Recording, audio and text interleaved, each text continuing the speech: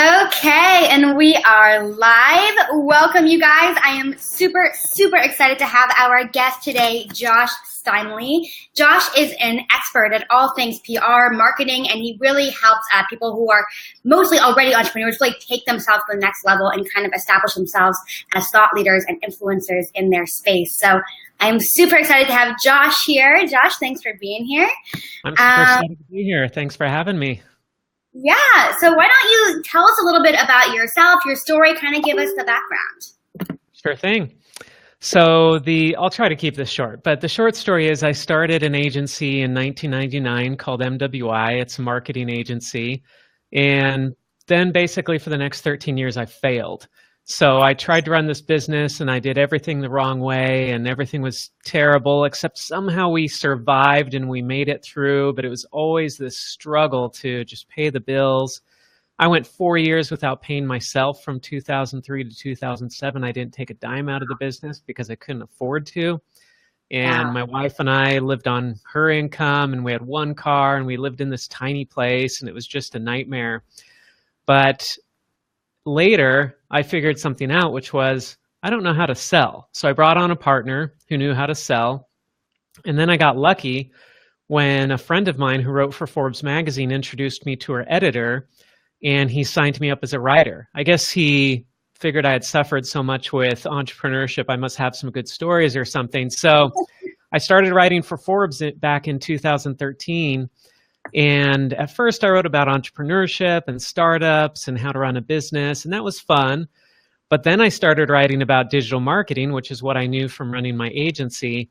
And when I did that, my business just took off because we started getting all these leads, these people reading the articles and saying, well, why don't we just hire this firm? We're looking for a digital marketing firm. That's why we found this article. We should just hire this guy. And so the business just took off at that point. And since then, it's been this wild, fun ride with the business growing, and we've grown from 2 people in 2013 to now we have 25 people, and we've got offices in the US and Hong Kong, and now I'm in China, and we just opened an office in the UK this month, and things are growing. And then also the writing has been great because it's led to a book deal that I got, and I get paid to speak around the world now and go talk to people, and I get to have all this fun and get paid for it. So it's been great. Yeah, wow, that is so cool. Congratulations on your growth. That is amazing. And what I'm kind of curious about is how did this first, that's a long time to be going really feeling like, I don't know if this is going to work, right? You were in your business. Yeah. How many years did you say it was? Basically, I was failing for about 14 years, and then the last 3 years have been good. So it's kind of a 17-year overnight success story. Wow. So do you have any tips? And I know there are a lot of people in this group who are kind of in that role right now. And I think that's a really hard thing for people to admit. And it makes people feel really ashamed. You know, it's something that isn't totally okay to talk about in the entrepreneurial space. But I'm curious, like, to those people who might be listening right now who aren't so comfortable to say it, what advice do you give them? You know, if they're kind of really stuck in that role right now, they don't necessarily see the light at the end of the tunnel quite yet. What would you say to those people to just kind of keep going and get through it? Yeah, it's kind of funny in the entrepreneurial world because we have 2 types of entrepreneurs. We have entrepreneurs who don't talk about failure and they just talk about how everything's great and everything's going fantastic. And those people make the rest of us feel depressed, right? Because we're like, well, what am I doing wrong? I mean, this guy's just successful and making millions and he doesn't even have to try. And I'm working so hard and it's not working out for me. And that's how I felt for 13, 14 years. And then you've got the other people who are always complaining about how they're struggling, but they're learning so much and it's so educational, and they kind of glorify failure too much as well. So you can go too far one way or the other, glorifying success, glorifying failure. For most people, it's a mixed bag. I don't know anybody who's had just wild success with no struggles. They might put on that kind of show, but it's usually a show. There's always stuff going on behind the scenes that's harder. And so that's kind of lesson number 1 is just when you see somebody who looks like they're super successful and they've never had hard times, the reality is often very different. So little story. So in 1999, right before I started my agency, I was working for this .com, this technology company in Provo, Utah. And I was employee number 22 there. And this company was starting to do really well. And later they ended up getting bought out by Adobe for 1.8 billion. So they ended up doing really well. And now the one of the founders of that company, Josh James, he has another company called Domo, and they're going to go public, and they're going to bring in like 2 billion or 10 billion or something huge. It's going to be a huge IPO when they do it. So he's had this really successful track record. But what people don't know about his story is that when I came on working for him, he was just a year or two from living in a trailer park with his wife and I think 3 or 4 daughters, and they were broke and they were super poor. And then also while I was working for him, they almost went out of business, and then things went really well, and then they almost went out of business again, and then things went really well again. And also now, after running Domo and everything, he's gone through this big divorce and stuff. And so there are all these things going on behind the scenes with people who look really successful. And when you look a little closer, you might look at their life and say, you know what? I don't think I'd actually want to trade places with them. They've really been through a lot, and they've really had their struggles. But you don't see that. All you see are the magazine articles that show people and make them look like, oh, they're so great, they're so awesome. So then the failure side of things, I fell into this trap because I was failing and I was losing money, of using that as an excuse to not be successful, essentially, to not take responsibility. It was always somebody else's fault. It was always, oh, circumstances are just bad. I just have bad luck. I can't land the deals like everybody else. And I used that as an excuse to kind of do whatever I wanted. Oh, I can't attend to this family reunion because I have to work on the business because we're going out of business. And I can't, I mean, there was all this stuff that I didn't want to do that my wife wanted to drag me to. And that was always my excuse was, well, hey, I'm running a business and we're on the edge and we're going to go out of business. So I'm going to do whatever I want, basically, and use the business as an excuse for that. So you can use failure as an excuse to kind of be lazy, really. I mean, I was working 100-hour weeks, but I was being lazy. I wasn't really taking responsibility for things. I was just hanging out at the office and kind of pretending to work hard, but and I was kind of killing myself, but at the same time, I wasn't doing the right stuff and I wasn't figuring out how to do the right stuff. So if you're on either end of that, either the guy who's super successful, but you're telling everybody you're successful, share some of the hard times too. But if you're like most entrepreneurs and you're failing and you're having struggles and challenges, it's okay to be open about that too, because truth is, that's what pretty much all the rest of us are going through too. And if you open up about that, then other people will open up too, and they'll say, oh, okay, I guess if he's talking about it, it's okay for us to talk about it. And then you get support, and then you get help, and then you get better, and then you're successful. That is so true. Thank you so much for bringing that up. This is a big thing, just dealing with all this comparativitis, online, especially on Facebook. So many people come to me and they're going through their news feeds and they're like, it seems like every single person is just 10 steps ahead of me, and how am I ever going to catch up and reach their level? It's just not true. We're all human beings. There are so many things going on in all aspects of our lives, and you never know the whole picture. So I really appreciate you bringing that up. And so it seems like this big breaking point for you was getting the opportunity to write for Forbes, which is so, so, so awesome. And I'm curious, so this is something that a lot of people in this community are really trying to accomplish, is how do they get featured in these big top tier publications? And this is a really intimidating thing for a lot of people. And it's interesting because quite a few people have come to me recently and they're like, well, Lena, and maybe this is part of it, almost sabotaging their own success, like you were saying, is they come to me and they're like, maybe I should just stick to like local publications first, or kind of lower level, and then work my way up. But I'm curious, is how does this process kind of look for people who are just starting to think this might make a really big difference in my business, being able to write for these top tier publications? How does that process look? How should they be approaching this process? And what can they kind of expect along this journey? Because it is quite a journey. So there are 2 ways to get into these publications. You can get in as a writer or as a contributor. So that's how I got in. I met with one of these editors and he said, hey, we've got this contributor program. You don't get paid, but you get to write for Forbes. And I wrote over 160 articles for Forbes over a 3-year period, and it was huge for my business. It brought in all sorts of leads. I have one blog post that I wrote for Forbes. A single blog post generated over $2 million in revenue for my business. One post. So, I mean, I got paid. I just didn't get paid by the magazine or anybody else, but I got paid in a roundabout way because it grew my business. So Yeah. the value of getting into one of these publications can be huge. And so I understand why people are motivated and they want to write and they want to get into these publications because it can be a big deal for your business. So I got in as a writer, and to get in as a writer, it's hard. The reason I got in is because I had a good friend who was already in and was willing to make an introduction. But what do you do if you don't have a good friend who's already a writer for Forbes? Then you don't know anybody, right? Well, Yeah. one of the options is you can go become friends with somebody who's a writer.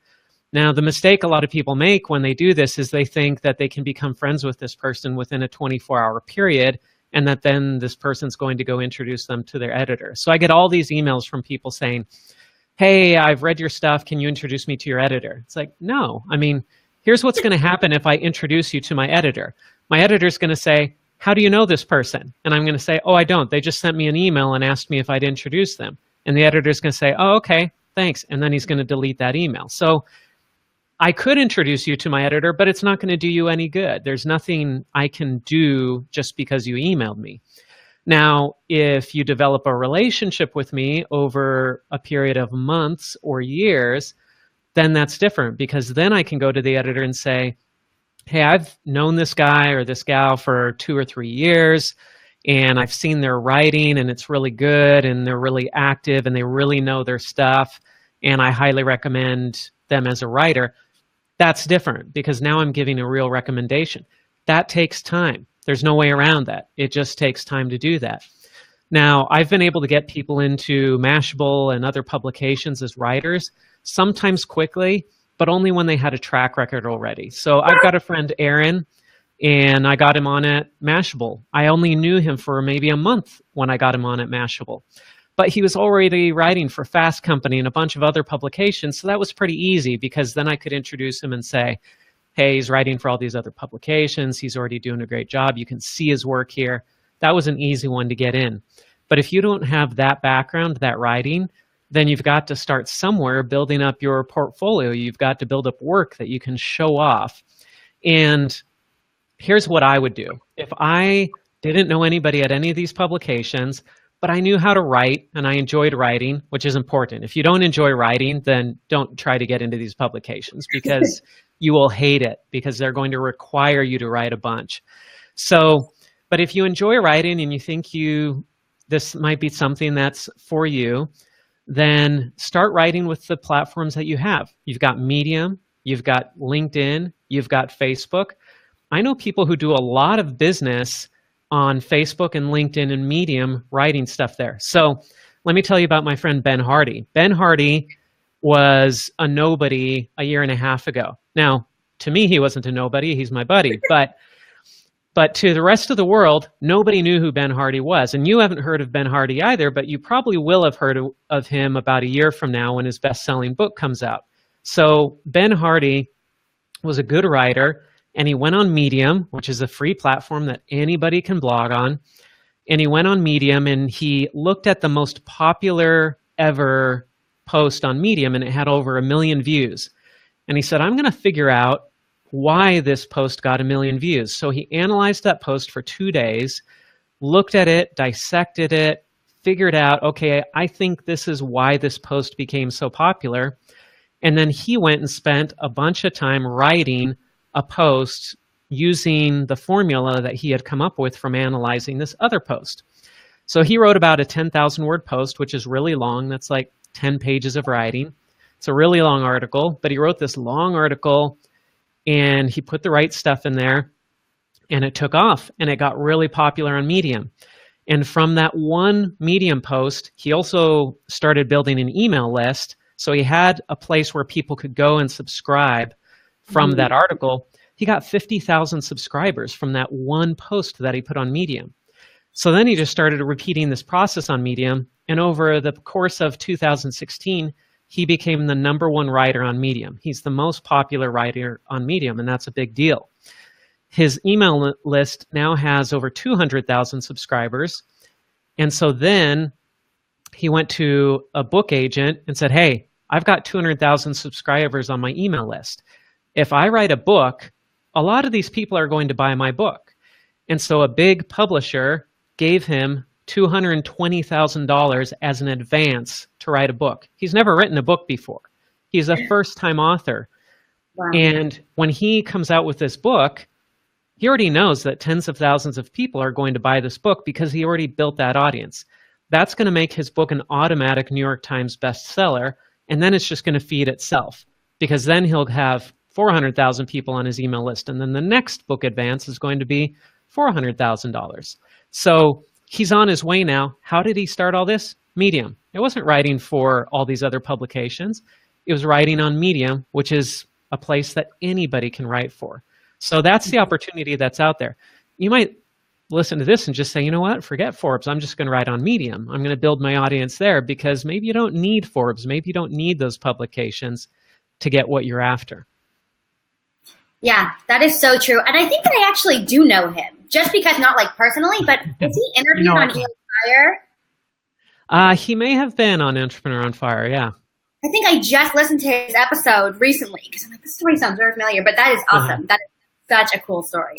So obviously, writing for these big publications and building up this audience around your writing, whether it's on Medium or anywhere else, is huge. And I'm curious if you could tell us, you're the influencer expert. You're an influencer yourself. You help CMOs and other thought leaders really, scale their influence. What are some other ways, do you think, if people are really trying to position themselves as an expert in their space, what are some other tips or actionable steps that they could take to really start making it there?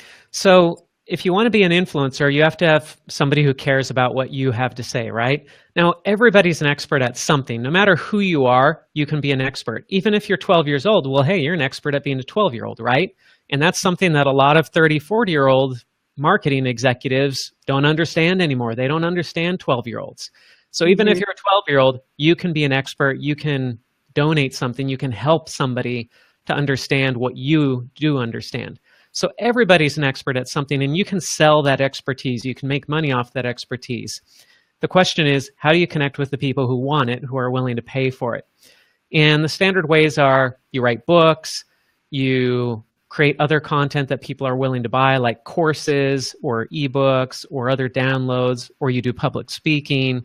There are all these ways that you can go and you can sell your content, you can make money, you can do consulting.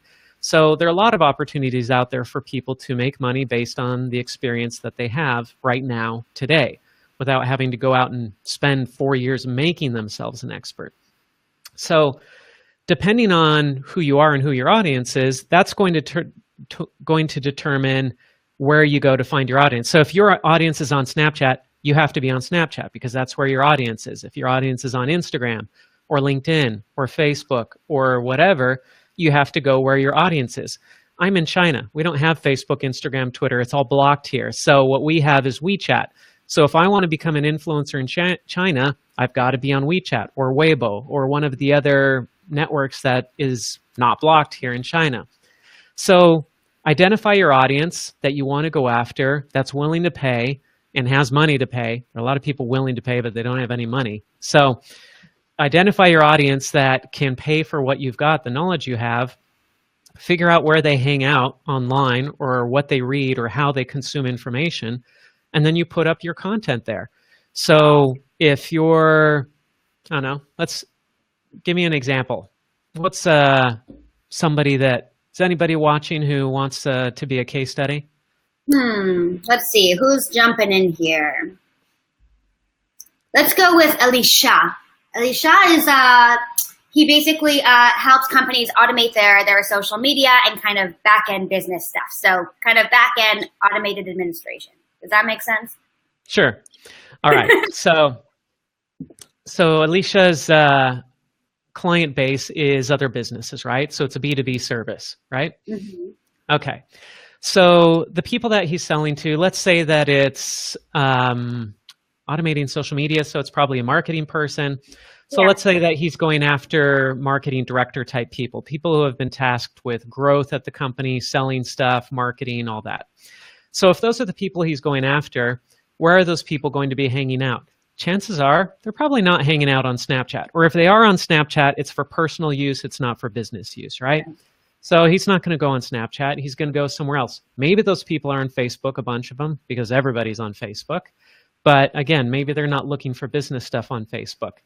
those Mhm. people are probably on LinkedIn, and it's a B2B service, and LinkedIn is a B2B network. So that's a Mhm. logical conclusion to say, okay, well, let's go on LinkedIn.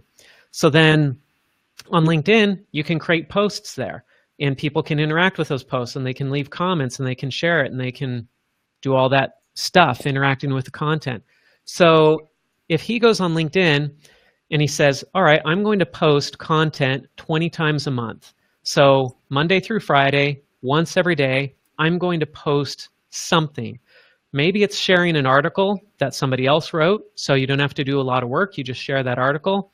But those articles are going to be articles that are of interest to the target audience, something that adds value for that target audience. It's not something selling his services. It's just something that those people will value. Other days, he might write content himself. So if he's an expert at social media automation, he can write a short post and say, you know what? We see this with a lot of our customers that they really struggle with XYZ issue. And here's how you can overcome that issue. And if he makes it a pitch for his services, then it just turns into an advertisement. So that's not what you want to do. You don't want to say, we see this problem and here's how my company solves it, because then people just say, oh, this guy's he's just advertising. So what you Mhm. do is you give away free advice. You say, here's this problem that we see a lot in our industry, and here's how you can fix this problem for free right now with just the information that I'm giving to you. And you give it away for free. What that does is it creates trust because you're giving value without asking anything in return. And then those people start following you and they start paying more attention to what you post. And then the funny thing is, when you give stuff away for free, we often have this fear that if we give it away for free, then people will be satisfied and they'll go away and they'll never come back and we'll never make any money or anything. Exactly the opposite's true. When you give something away for free, people want more and they'll start asking you how they can pay for it. I mean, this is one of the best sales tactics out there is you give people stuff for free and you give them so much value that they start coming to you and saying, how do I pay you for this? I want to pay you for this. I want more. Right. And that's what happens when you give it away for free. So if he goes on LinkedIn and he posts 20 times a month, once a day, each business day, articles, his own posts, giving away valuable content that helps his target market, I guarantee after 1 month, he's going to have at least a handful of leads for his company and he's going to be making money. And if he does this the right way and he gets more sophisticated about it and better at sensing what people want, he's going to be able to generate a lot of leads that way. And that's free. That's just LinkedIn, and it doesn't take that much time. And we're talking 10, 15 minutes a day or something.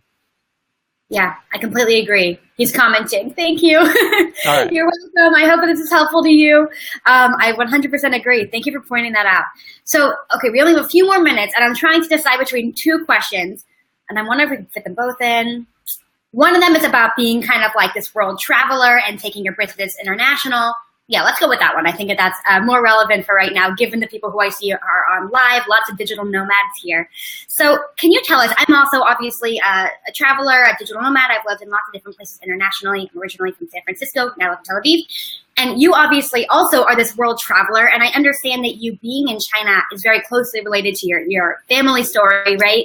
So I'm curious if you can tell us a little bit about that and how it's really influenced your business for the better, really taking things international, and how it's really influenced you to continue growing your influence. That makes sense. So I started my business again in 1999 in Utah, and I was there for 14 years. I was kind of stuck. Now, Utah's a nice place to get stuck, but my wife and I, we wanted to travel. We wanted to have adventures. And so when the chance came along to move, and we were working on an adoption, and we wanted to adopt a child from China, we said, let's just move over there. We can. Why not? And so we moved to Hong Kong first because China seemed a little bit too crazy. So we moved to Hong Kong, and Hong Kong was kind of a safe space. We were there for 3.5 years, and then a year ago, we moved to China. And since being here, we've traveled to Taiwan, Singapore, Nepal, all these different places. It's been great. But moving to Hong Kong was also one of the best things for the business. At the time we moved, it was just a personal decision. I wasn't planning on opening an office. I wasn't planning on expanding to Asia. But in order to get a visa and live in Hong Kong, they required that I open an office and try to do something real. And once we found the right person to work with me, somebody who could kind of manage the business there, then he really took off with it, and he leveraged the brand that we had built up and the exposure that I had gotten through writing, and he grew that business. Over the past year, he grew it from 2 people to 10 people in our Hong Kong office, and it's up to about US $1 million in revenue right now. So this is going really well now. And now he's taking over China, and we've got this other guy going to the UK. None of this would have happened if I hadn't traveled and if I hadn't come over here to live, because to open a business in a location, you've got to live there, or somebody's got to dedicate themselves to it. And in this case, it was me. And for me, it's just fun. It's a personally just exciting thing to do. But there's also this big business reward in that just being here makes it easy to start a business, makes it easier to open a business.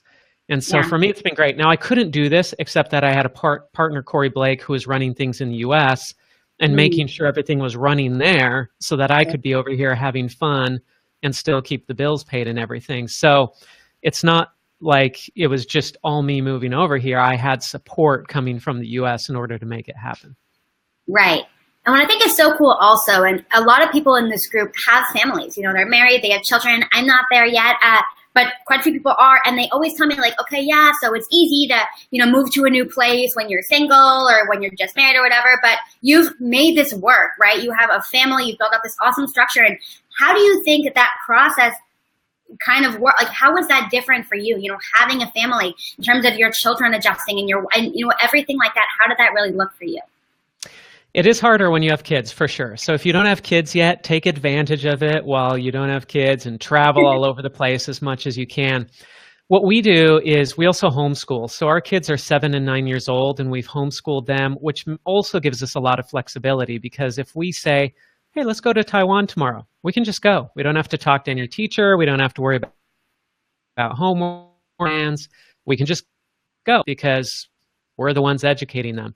So that's given us a lot of flexibility as well to have more freedom and do things the way that we want to do. And our kids are getting a great education. They're getting to travel the world and meet all these cool people and have these amazing experiences. So they're getting a great education. It just doesn't look the same as a traditional education. But there's been adjustments for them as well. Sometimes it's been hard for them to adjust to different living situations and different food and things like that. Thankfully, they're at an age where they're kind of young, so they kind of do what we tell them to do most of the time.